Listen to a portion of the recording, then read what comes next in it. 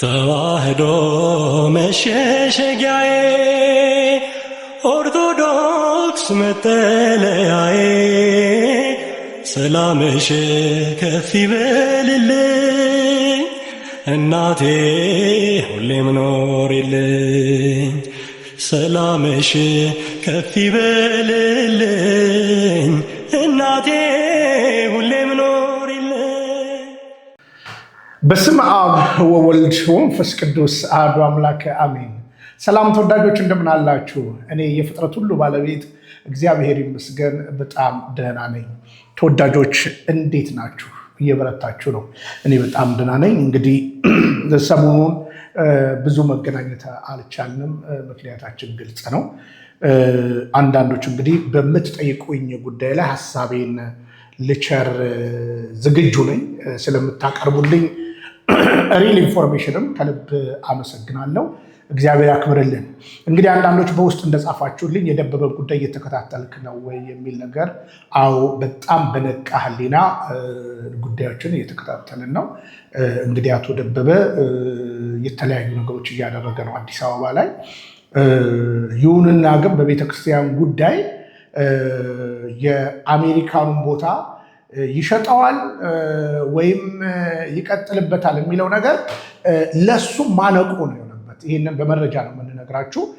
ምናልባት አሁን ከአንዳንድ አሜሪካ ከነበሩ ከዚህ በፊት አገልጋዮች ጳጳሳት ጋር አንዳንድም ዲል እያደረገ ነው። ይሁንና ግን እኔም ከአህጉረ ስብከቱ ሊቀ ጳጳስ ጋር በግልጽ ውይይት አድርገናል። ምናልባት እያንዳንዱ ትውልድ ሊገባው የሚገባ ነገር ሰውን መከተል መጨረሻው ይሄ ነው። ስለዚህ ሰዎች ደካማ ሊሆኑ ይችላሉ። እንግዲህ ደበበ ያን ሁሉ ምክር ስናነሳ ሊሰማን አልቻለም። ዛሬም እንግዲህ ቀጥዬ የማነሳው ነገር አለ። ለአንዳንዶቻችሁ ድንጋጤ ሊሆን ይችላል ቀጥዬ የማነሳው ነገር። ያው ለእኛ ግን አንደነግጥም። ለምን ስንጮ የነበርነው ነገር ነው። ስለ ራሱ መምህር ተስፋዬ አበራ ነኝ ስለሚል ሰው ቀጥዬ የማነሳላችሁ መረጃ አለ ማለት ነው። በመረጃ ነው የምናወራው ማለት ነው። ከደበበ ያልተናነሰ ውንብድና የሚያደርጉ ግለሰቦች አሉ እና ብትነቁ የተሻለ ነው።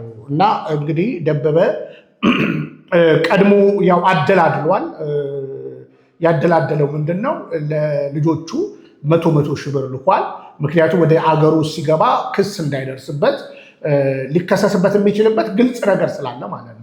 እና ያ እንዳይደርስ ሌሎቹም እንዳይነሳሱ የወለዳቸውን ሌሎቹንም ልጆች ጭምር ክሱ እንዳይበዛበት የማደላደል ነገሮችን የማስተካከል ነገር አድርጓል።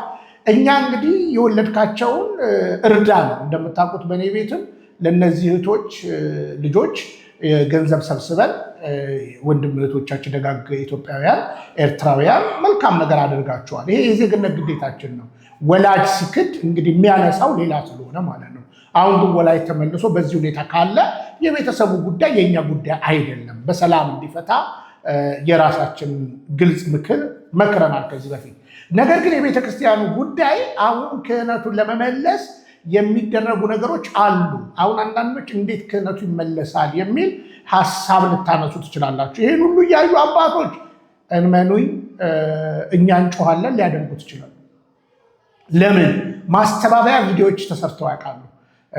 በቃ ልጆቼም አይደሉም የሚል ነገር ሊመጣ እንደሚችል መጠበቅ አለባቸው። ምክንያቱም ክህነት በውጭ ሀገር እንደሚያበላው ሌላ ነገር አያበላም ማለት ነው። በእርግጠኝነት የምነግራችሁ ክህነት በውጭ ሀገር ያበላል። ለየትኛው? ለእውነተኞቹ አይደለም። እውነተኞቹማ ዋጋ እየከፈሉ ይኖራሉ። ለአጭበርባሪዎቹ ግን በውጭ ሀገር ክህነት ዲያቆን ከነበረ ካህን ሆነና ነው። ልክ እንደ ትዝታው ካህን ሆነና ነው የሚለው። በአንድም በሌላ ክህነት ይዘህ መሄድ ያበላል የሚል ነገር ስላለ እንግዲህ የደበበ የአዲሱ የገዛው መኖሪያ ቤት ወደ አዳራሽ ምዕመን የለኝም ብሎ ነው ያስመዘገበው። ይቀየራል አይቀየርም? አህጉረ ስብከቱ ግን በፍጹም እውነት ነው የምነግራችሁ፣ ብፁዕነታቸውን አናግሬያለሁ። የማይሆን ነገር ነው በፍጹም ብለዋል። ይልቁኑ ግን ይህ የተዘጋውን ደብር ሌሎች ቤተሰቦቻችን ቤተክርስቲያን እንግዲህ የራሷን ነገር የምታስቀጥልበትንም ነገር ከወዲሁ እየሰራን እንደሆነ ይሄ ይታሰብበት እላለሁ። በሁለተኛ ደረጃ እንግዲህ ማነሳላችሁ በዚህ አጋጣሚ እንግዲህ የኢትዮጵያ ወንጌል አማኞች ካውንስል ህብረት እንግዲህ በ11 ነሐሴ 13 ሰኔ 13 2011 ግድም ነው ኦልሬዲ የተጀመረው ሲመሰረት። ከዛ በፊት እንደ ማህበር ነበር የሚቆጠረው እና ላለፉት 5 ዓመታት የተለያዩ ነገሮች እየተደረገ ነው። በአሁንም የፕሬዚዳንታዊ ምርጫ እንግዲህ ዶክተር በመጀመሪያ ፕሮፌሰር እያሱ ነበሩ፣ ከዛ ዶክተር ጣሰው ነበሩ። አሁን ደግሞ የመካነ ኢየሱሱ ከመካነ ኢየሱስም ኦልሬዲ ወጥተው ቤዛ ኢንተርናሽናል ቸርች ያሉት በጣም የምናከብራቸው አስተዋይ ልቦና ያላቸው እንግዲህ በአሁኑ ሰዓት ቄስ ደረጀ ጀንበሩ የኢትዮጵያ ወንጌል አማኞች ፕሬዚዳንት ሆነው ተመርጠዋል። እኔም በዚህ አጋጣሚ እንኳን ደስ አሎት እንኳን ደስ አላችሁ ላለው። ለምን ቄስ ይልቁኑ ብዙ ነገርን በአባትነት እንግዲህ ያኔ የካውንስሉ ዋና ጸሐፊ ሆነው የሰሩት ስራ አለ። አሁን ደግሞ በነፃነት ፕሬዚዳንት ሆነው ብዙ ነገር ያመጣሉ ብዬ ተስፋ አደርጋለሁ። ምን አይነት ነገር ያመጣሉ? በመጀመሪያ ደረጃ እውነቱን ለመናገር ኢትዮጵያ ኦርቶዶክስ ተዋሕዶ ቤተክርስቲያን እውነተኛ የክርስቶስ ቤተክርስቲያን መሆኗን ከልባቸው ያምናሉ። በደንብም ተወያይተን እናውቃለን። በመጽሐፌም ላይ ጀርባ ላይ ልታገኙ ትችላላችሁ። ከዛ በተረፈ እንግዲህ ምክትል ፕሬዚዳንት ጆን ዘጸአት ነበረ፣ ዮሐንስ ግርማ የሚባል ሐዋርያ ምናምን ነገር የሚል። በዚህ አጋጣሚ እንግዲህ አንዳንድ ፕሮቴስታንት ሰዎች የበሰሉ ሰዎች ሐዋርያዊ አይደለውም እኔ ሐዋርያ አይደለውም እያሉ ስማቸውን እያነሱ፣ ለምሳሌ ሐዋርያው ዳንኤል መኮንን የሚባሉ ሰው ነበሩ፣ ትዝ ካሏችሁ በ60ው ቤት በ70ው ቤት። አሁን ደግሞ በአሜሪካ ከአንፍሬ ጋር ተጋይተው ብዙ ነገር አዲስ አበባ እንግዲህ ቤተክርስቲያን ከፍተው ብዙ ውጣ ውረድ ያሳለፉ ሰው አሉ። እኚህ ሰው እንግዲህ ሰሞኑን እኔ ሐዋርያ አይደለሁም ከዚህ በኋላ ወንጌላዊ ወይም ፓስተር ብላችሁ ጥሩኝ ብለው ሲናገሩ ሰምታችኋል። እርግጥ ብዙ ነገር ልናነሳ እንችላለን እና ዛሬ ምሽት በላይቭ ላይም በቲክታክ ላይ ይህን ጉዳይ አጠንክረን እናያለን። ዶክተር ተስፋዬ ሮበል የሚሰጠው ነገር አለ። ምን ልላችሁ ነው? ያለ አገልግሎታቸው ያለ ማንነታቸው ይህንን ትልቅ ሐዋርያዊ ቅብብሎሽ የሆነውን የቤተ ክርስቲያን ነገርን ራሳቸውን ሐዋርያ ብለው የሰየሙ ሰዎች አሁን ጆን ዘጸአት እንግዲህ ወደ ምርጫ ይገባ ይሆን አናውቅም። እና ጆን ዘጸአት ኦልሬዲ ከዚህ አልነበረም። በሱ ቦታ አንድ ሌላ ሰው ተመርጧል። ዶክተር ቤተ መንግስቱ ግን ባሉበት እንዲቀጥሉ ተደርጓል። እንግዲህ በጸሐፊ የነበሩት ቄስ ደረጀ ጀንበሩ ቦታ ላይ እንግዲህ ፓስተር ጌትነት ለማ ዶክተር ቀድሞ የኢትዮጵያ ወንጌል አማኞች ካውንስል ህብረት የቢሮ ኃላፊ ነበረ እና አሁን ደግሞ የኢትዮጵያ ወንጌል አማኞች ካውንስል ጠቅላይ ጸሐፊ ሆኗል በቄስ ደረጀ ጀንበሩ። አሁን እንግዲህ የተያዘው ቦታ ምንድን ነው? ቄስ ደረጀ ጀንበሩ እንግዲህ መካነ ኢየሱስ ነበሩ፣ ግን ቤዛ ኢንተርናሽናል ቸርች ነው ያሉት። እንግዲህ ምክትሉ እናንትኑ ከቤዛ ኢንተርናሽናል ናቸው ማለት ነው፣ ፕሬዚዳንቱ ማለት ነው። እና ፓስተር ጌትነት ለማ የቃለ ሕይወት እንደሆነ ይታወቃል። እኔ ዞሮ ፕሮቴስታንቲዝም መቼ እንዲሁም መቼ ወደ አንድነት የሚመጣበት ነገር የለም የሚል ጽኑ ሀሳብ አለኝ ማለት ነው።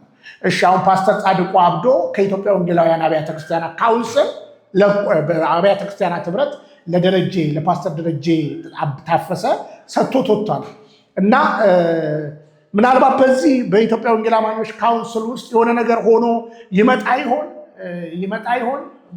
ምክንያቱም ብዙዎቹ እንደማይቀበሉ ይታወቃል፣ እዛ ውስጥ ያሉት ማለት ነው። እና በዚህ ዙሪያ አንድ ስፔሻል ፕሮግራም እሰራላችኋለሁ። ምክንያቱም ካውንስሉን ከኔ በላይ ሊያወራ የሚችል ማንም ሰው ስለሌለ ማለት ነው። እውነት ለመናገር ከነ መረጃ ከነ ማስረጃ ነው ማመጣላችሁ። ዞሮ ግን ካውንስሉ ባይብሊካል የሆነ ነገር ይዞ ነው ወይ የሚጓዘው የሚለውንም ነገር እናነሳለን። እንግዲህ በዚህ አጋጣሚ ፓስተር ጻድቁ አንድ ነገር እየተናገሩ ነው። እሱን ላነሳላችሁ ስለፈለኩኝ ነው።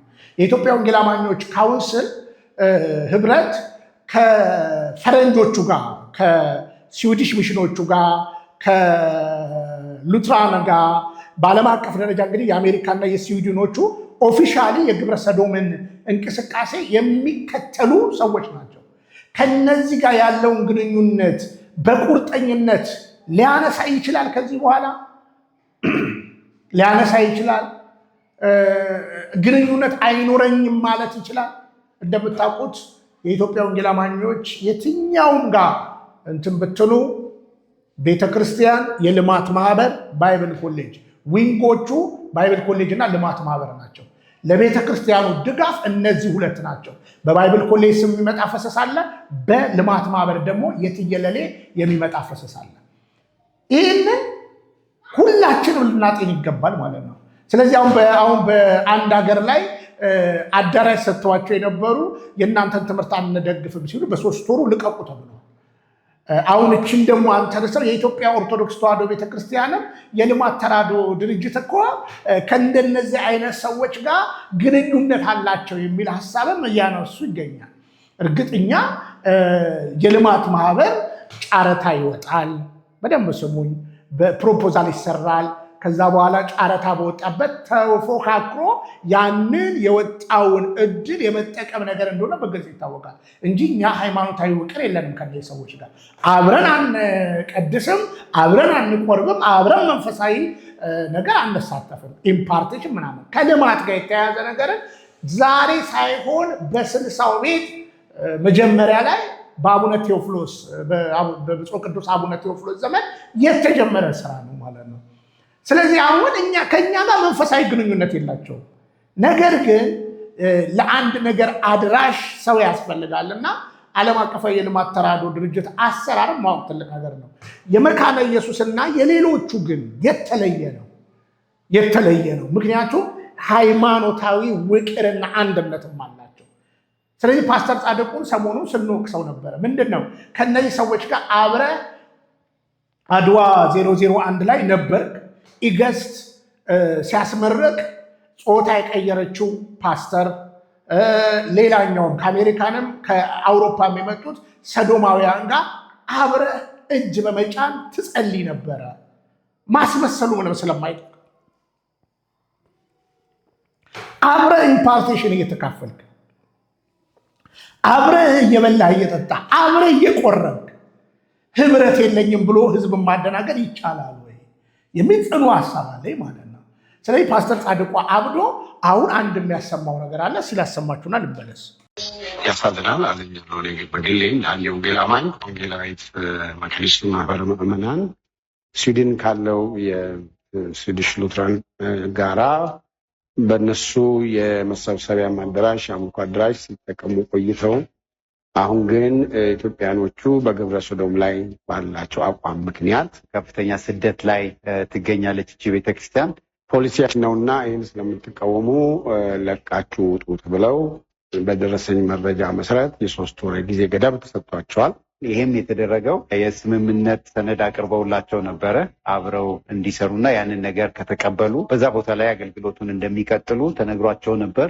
ነገር ግን እቺ ቤተክርስቲያን ከመጽሐፍ ቅዱስ አስተምሮ አንጻር እንዲሁም አጠቃላይ ካለው የክርስትና ስነ ምግባር አንጻር ትክክል እንዳልሆነ ስላመነች የስደቱን መንገድ ተቀብላለች። አሁን የወንጌል አማኞች መታወቂያቸው ይህ ነው።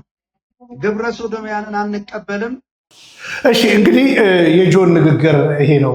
ቀጥሎ ያለው የወንጌል አማኞች እንዲህ ናቸው ከተባለ ምን ማለት ነው? ወንጌል ማመን አሁን በደንብ ስሙኝ። አሁን እንግዲህ ሰሞኑን ትልቅ ነውጥ መጥቷል። እነ ዶክተር ስዩም አንቶኒዎስ ይሄን ነገር በማውጣታቸው ከፕሮቴስታንቱ ሊባረሩ ይችላል።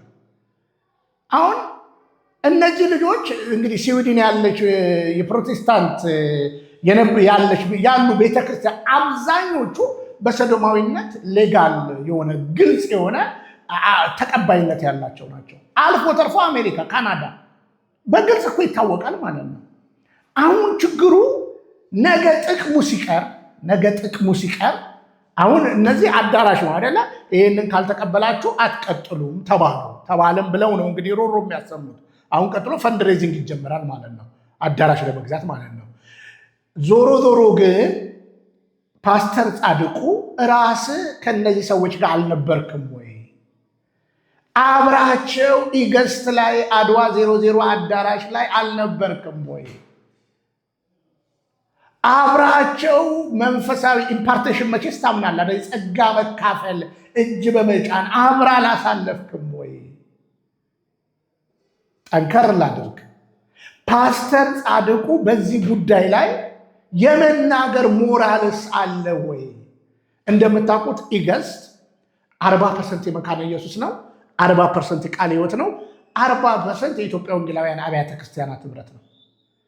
አንተ በዚህ ጉዳይ ላይ የኢትዮጵያ ወንጌላውያን አብያተ ክርስቲያናት ህብረት የኢገስት ባለቤቶች ግልጽ ይታወቃሉ፣ እነማን እንደሆኑ ማለት ነው።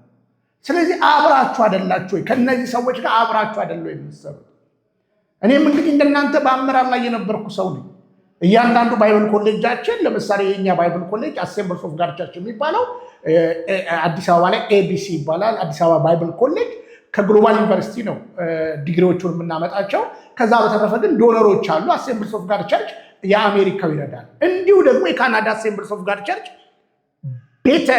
በግልጽ አማርኛ አዲስ አበባ ላይ ስለ መለኮ በቤት የሚል እኔም ራሴ በ94 ዓመተ ምህረት የዛ ትምህርት ቤት ተመራቂ ነበርኩኝ 94-95 ዓመተ ምህረት ላይ። ስለዚህ እነዚህ ሰዎች አቡሰዶማውያን ናቸው። በአዲስ አበባ ትልቅ ቢሮ ከፍተው ነው እንትን የሚያደርጉት ማለት ነው። የካናዳ አሴምብልስ ኦፍ ጋድ እኛ አንዱ እኔ ከአሴምብሊ እኮ ተቃውሞም የነበረ መቋረጥ አለበት። ስትቋረጡ ግን ብዙ ጥቅማችሁ አዳራሽ ብቻ አይደለም፣ ዓመታዊ በጀቶቻችሁ ሁሉ ይቆራረጣሉ። አሁን እንግዲህ ዘመኑ የብልጽግና ነውና ድሮ እንደ ማህበር ነበራችሁ። አሁን ግን እንደ ተቋም ስለቆማችሁ ምናልባት እርስ በርሳችሁ ባላችሁ ገንዘብ ተደጋግፋችሁ አገራዊ የሆነች እውነተኛ ቤተክርስቲያንን ልትሞክሩ ይሆን? ያለ በጀቱ መቆም ስለማትችሉ ማለት ነው። እውነት እንነጋገር ከተባለ ፕሮቴስታንቲዝም ያለ ምዕራባውያን በጀት መቆም ስለማይችል ማለት ነው። አሁን በእግዚአብሔር ነው የምንቆመው ምናምን ብሎ መደስኮሩ ጥሩ አይደለም። እያንዳንዱን የውስጥ ምስጢር ስለማቅ ማለት ነው። ስለዚህ አሁን ፓስተር ጻድቁ እንደው ከጎናቸው እንቁም። ወራት አይደለ ወይ አንተ ራሱ ከነዚህ ሰዎች ጋር የነበርከው? ወራት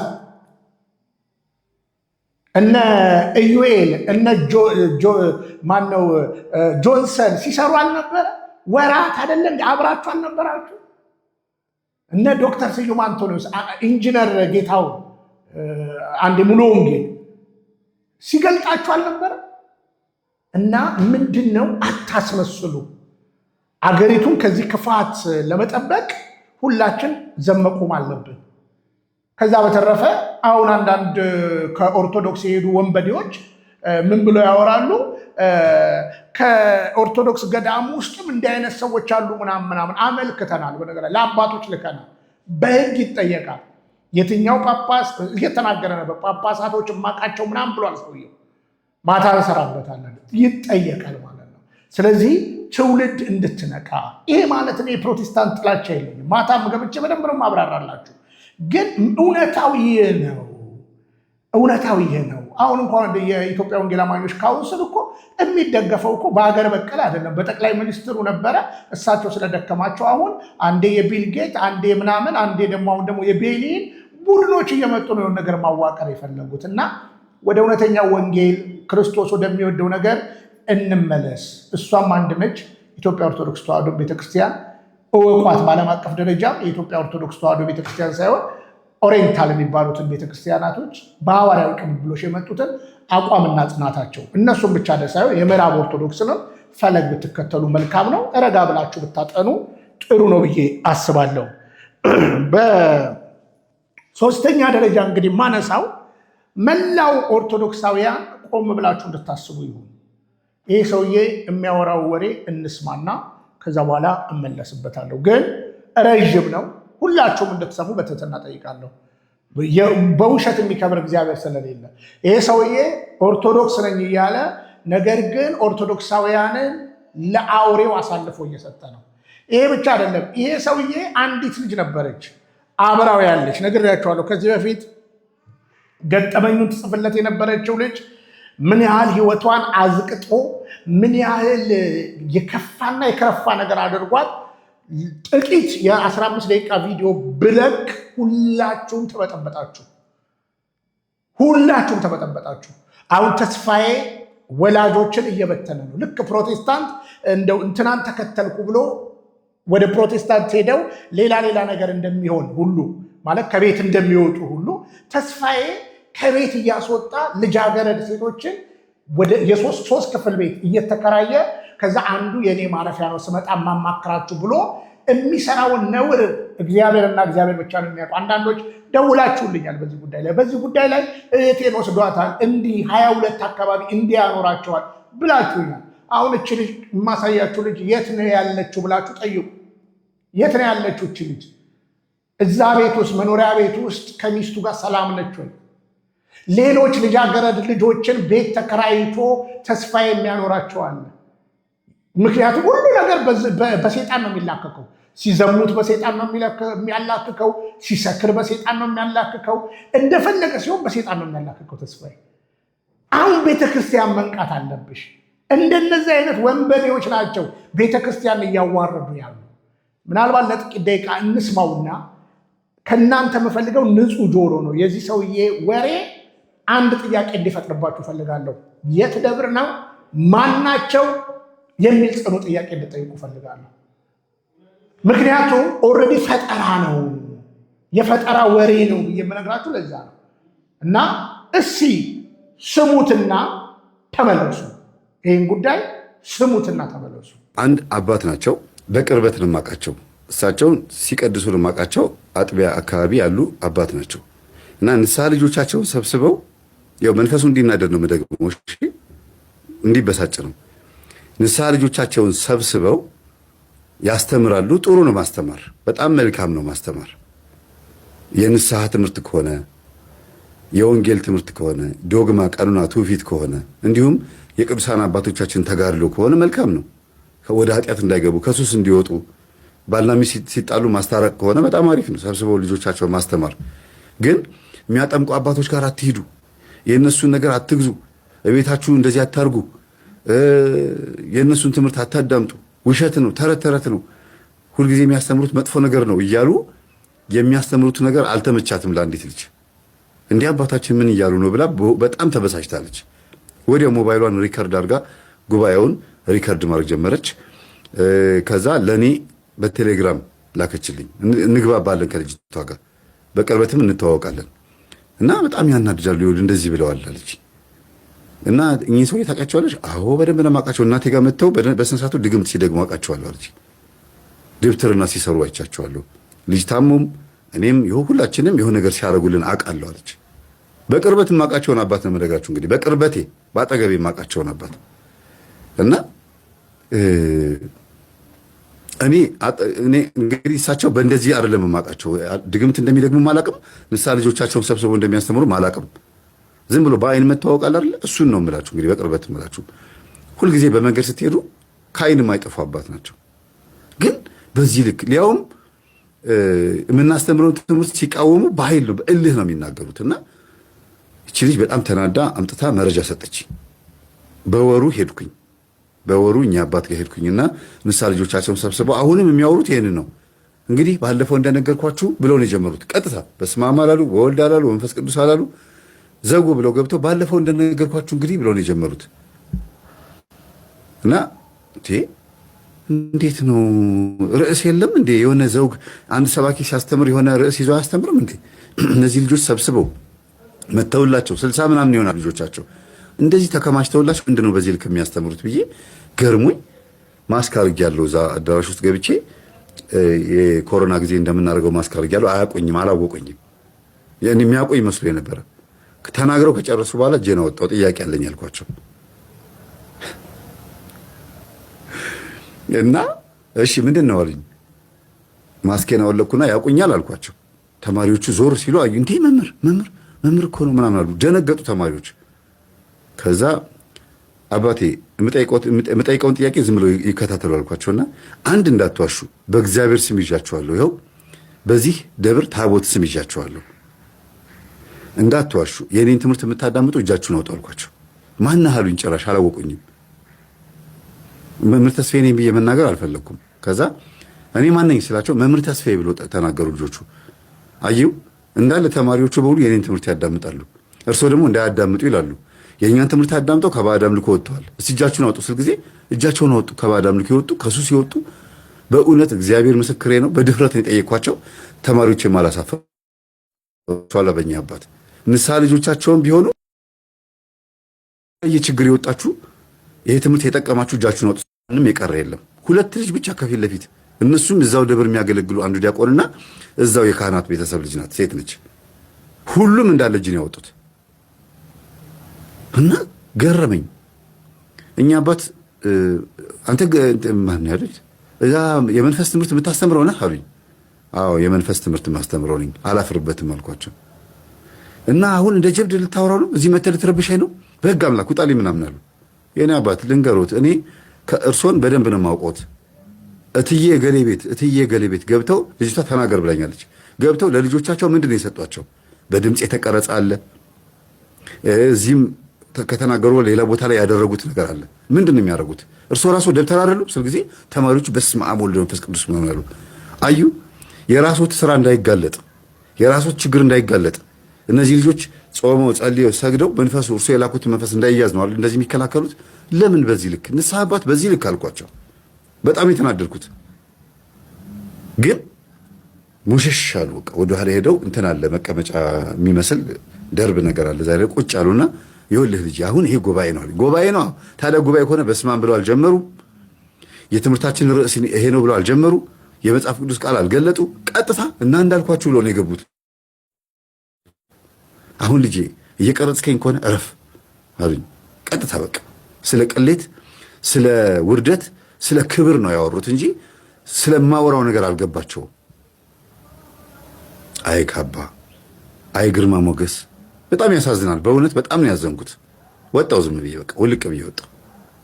ተማሪዎቹ ምንም አላሉም፣ ጸጥ አሉ። ምክንያቱም ንስሐ አባት ናቸው። ምንም ተከትሉኝ የሚወጣ እንዲኖር አልፈልግም።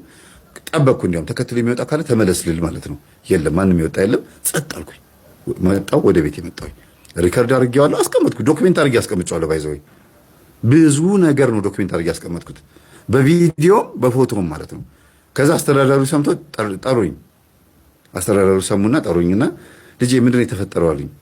የተፈጠረው እንዳለ እስካሁን ያልኳችሁን ነገርኳቸው። ይደግማሉ አሉኝ። አዎ ለምንድን ነው የሚቃወሙ? ምን አደረግን እኛ? ንስሐ ገቡ ብለን ወደ እናንተ ነው የምናቀብለው። እናንተ ጋር መጥተው ነው የሚቆርቡትን። እኛ አላቆረብን፣ እኛ አላጠመቅን። ምንድን ነው የምትሉት አልኳቸው። ኧረ ልጄ እኛ ምንም አላልንም። ለማንኛውም የተፈጠረውን ነገር ከአንተ በመስማቴ በጣም ደስ ብሎኛል። ምንም የተዘቅ ያለው አባንም ጠይቂያቸዋለሁ። ምንም የተሳሳተ ነገር የለም። ራሱን ነው የነገርከኛል። ምን ልታዘዝ አልኳቸው። በቃ ሂዳሉኝ። በቃ መጣ። በዩቲዩብ እንደማስተምር ያውቃልና አደራ ልጄ በዩቲዩብ ላይ ምንም እንዳትለቅ። የተከበሩ አባት ናቸው። እሳቸውን በዩቲዩብ ቪዲዮ ከለቀክባቸው ብዙ ተማሪ ይሰናከላል፣ በጣም ብዙ ሰው ይሳሳታል አሉኝ። የምታውቋቸው አባቶች ናቸው እንግዲህ እዛ መድረክ ላይ። በጣም የሚገርም ነው። እንዲሁም ደግሞ በሚዲያ ላይ የሚታወቁ በርክበ ካህናት ጊዜ አለው ብሎ የሚናገሩ ወፍራም እንትን ካህን። እናንተ በጣም ነው የሚያሳዝነው። በቪዲዮ ላይ በኮንፊደንስ አጥማቂያንን ሲቃወሙ ሰምቼ እኛ አባት እኔ እሳቸው የገዛ ቤታቸው ውስጥ የነበረች የቤት ሰራተኛ መታ ጉዳቸውን ነግራኝ ምን እንዳደረጓት መታ ነግራኝ ሄድኩኝ። ቀጥታ ሄድኩኝ በቃ ደብራቸው። ምንድነው ትናንትና በስብሰባ ላይ ሲናገሩ የነበሩት አልኳቸው። ማን አንተ አሉኝ። አያውቁንም፣ ችግር የለውም ግን የምናስተምረውን ትምህርት አይሰሙ። እኛንም በመልክ እኮ ለይቶ ቤተክርስቲያንን የሚወዱ ከሆነ እኛ እንደ ጠላት የምንታይ ከሆነ ለምንድን ነው በዚህ ልክ የሚሆኑት? በደንብ ገብተው ለምን አያዳምጡም? ዝም ብለው የለብ ለብ ተቃውሞ ለምን ይሆናል? ለኛ አባባል በደንብ ተቃውሞንና በደንብ አውግዙ። ከዛኛም ደግሞ በደንብ የምናውገዘው ብዙ ነገር አለ። በደንብ እንመጣበታለን። በሁለት እጅ በሁለት እግር እንመጣበታለን። ስትቃወሙ የዛን ሰዓት እኛ እንደገፋችሁ ከሆነ ደግሞ እኛም ደስ ይለናል። እኛ ስትቃወሙ ሳይሆን እኛ እንደገፋችሁ አውደ ነገስቱን፣ ጥንቆላውን፣ ቤተክርስቲያናችን ውስጥ ያለውን ቆሻሻ የሆነ ነገር፣ አላስፈላጊ ነገር ስትቃወሙልን እኛም የዛን ሰዓት ሁሉ ነገር ትውት አድርገን ነው አብረን እንቃወማለን። እና እኛ አባት የህሊና ጉዳይ ነው እየተናገሩ ያሉት፣ የህሊና ጉዳይ። እና እኔ ምንድነው እያደረጉ ያሉት እንኳችሁ እኛም አባት እኔ ምን ተናገርኩ አሉ። እርሶን ያላቆትም እንዴ እኔ እንደዚህ አድርገው ይቺ ልጅ አቋታል አልኳቸው። በሞባይል ያሳይቼ እንዴ እቺ ጉደኛ እናንተ ጋር መጣች እንዳሉ በቃ በአንድ ጊዜ ነው። ታዲያ የሚያሳዝነኝ ነገር ምንድነው ልክ እነሱ የሰሩት ጉድ ያደረጉት ነገር ሲታወቅ እኛ ስናቀው የሚገለበጡት ነገር ነው። ልጅ ይኸውልህ ምን መሰለህ ና እስቲ ቆይ ምናምን የሚሉት ነገር አላቸው።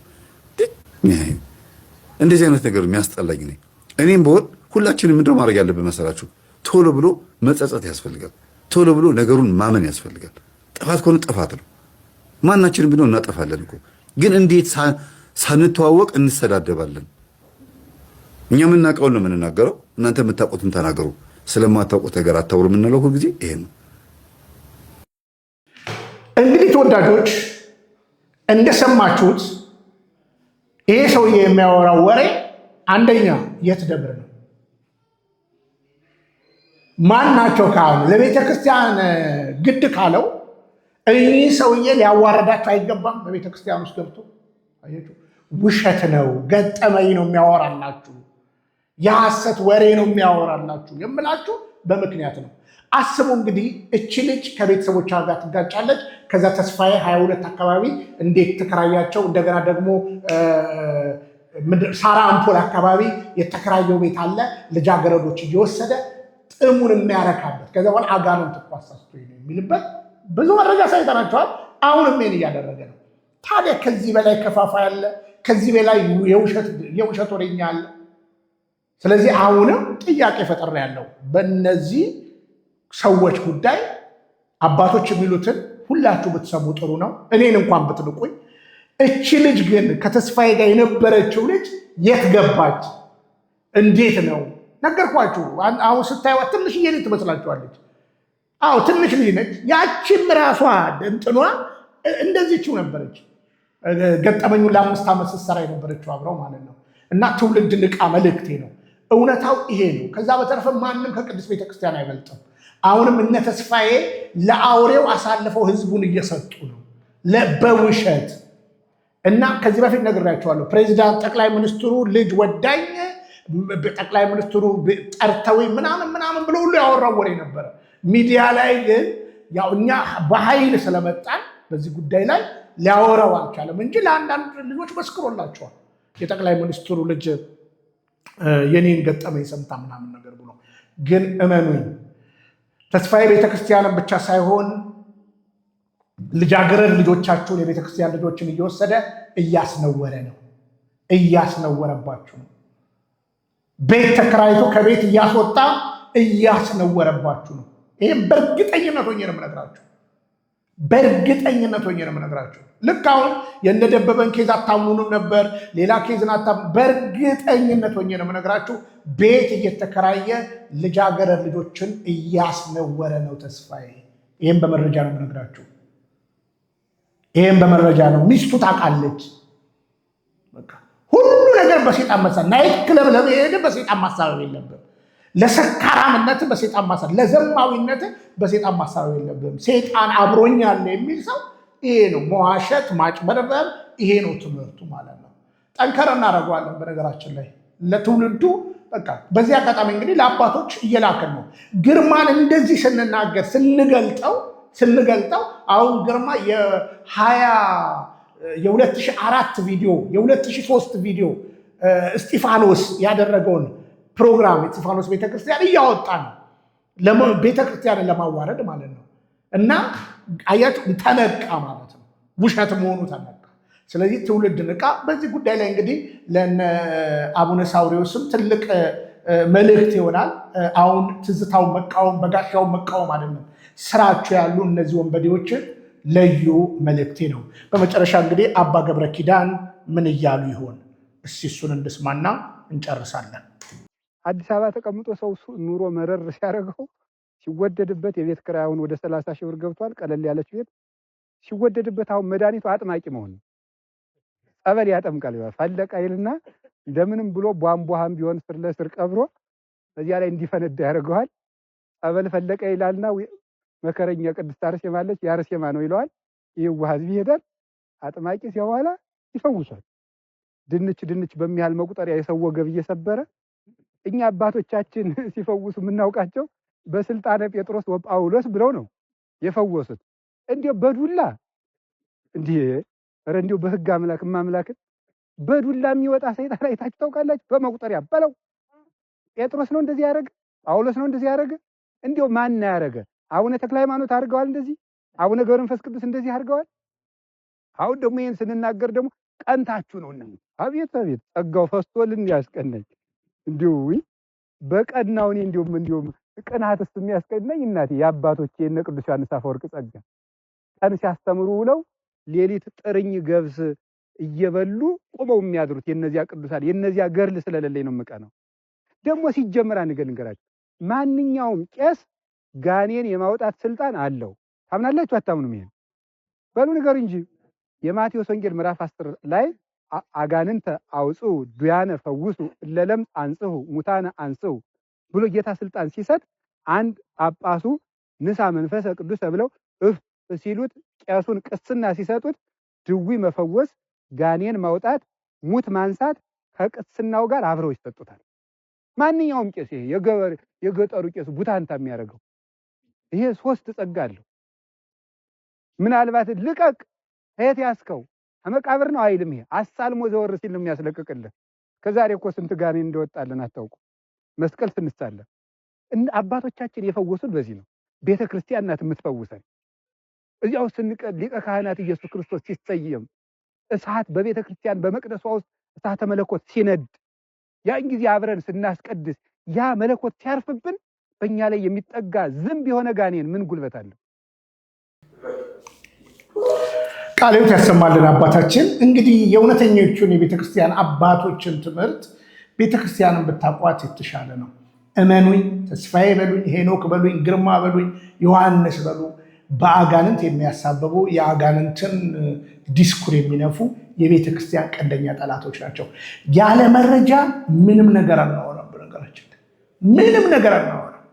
ይሄን ጉዳይ በነገራችን ላይ በፓናል ዲስከሽን ወይም በቪዲዮ ኮል እንገናኝና እንወያይ ብለናል። አሁን ተስፋዬ ወደ ደብር ሄጄ ደፈርኩና እኛና ሰው ማስክ አድርጌ ምናምን ውሸቱ። የት ደብር ነው? ማን ናቸው? እኔ ጋር በቅርብ ቀን ላይቭ አይታችኋል። አንድ ዘማሪ ወንደሰን የሚባል አለ። እንደዚህ ሆኜ ብሎ ሲመሰክርልኝ መተው የለብንም። ማን ናቸው? የት ደብር ናቸው ነው ያልኩት። እስኪ ተስፋዬ የት ደብር ናቸው እነዚህ ሰዎች? እኚህ ያልካቸው ሰው የት ደብር ናቸው?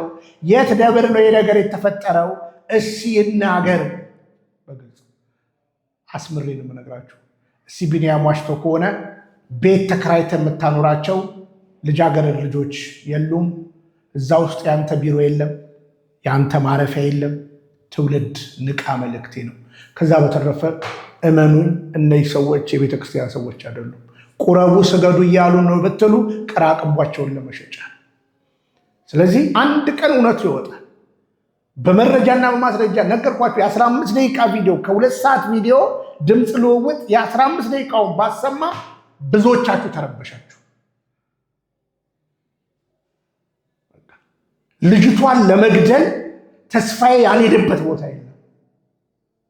ለማስገደል በንስሐ አባቷ እኔ አልዋሽም፣ የካ ሚካኤል አስመጥቶ አስገዘታት።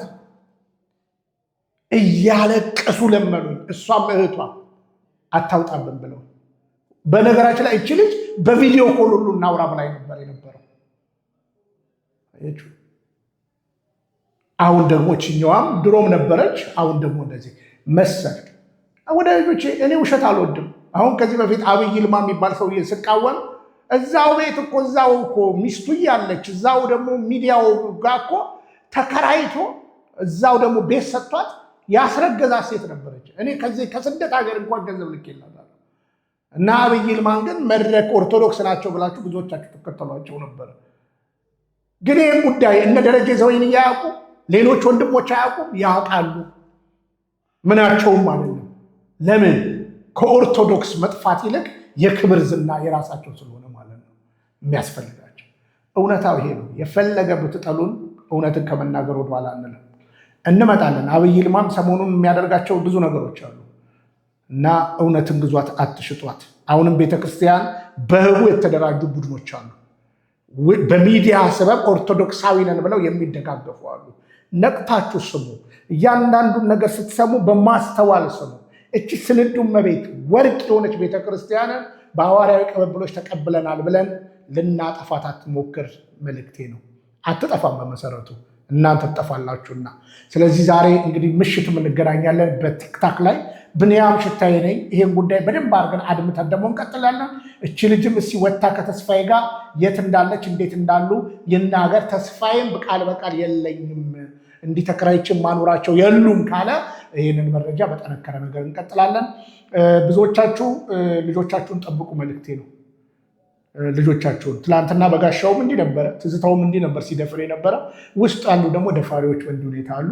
ብንያም ሽታዬ ነኝ ፍቅረ ኢየሱስ ከስደት ሀገር ኡጋንዳ ካምፓላ የማልደራደርባቸው 2 ነገሮች ኦርቶዶክስ ተዋህዶነቴ ደግሞም ኢትዮጵያዊነቴ። ከልብ ወዳችኋለሁ፣ ከልብ አከብራችኋለሁ። ሰላም።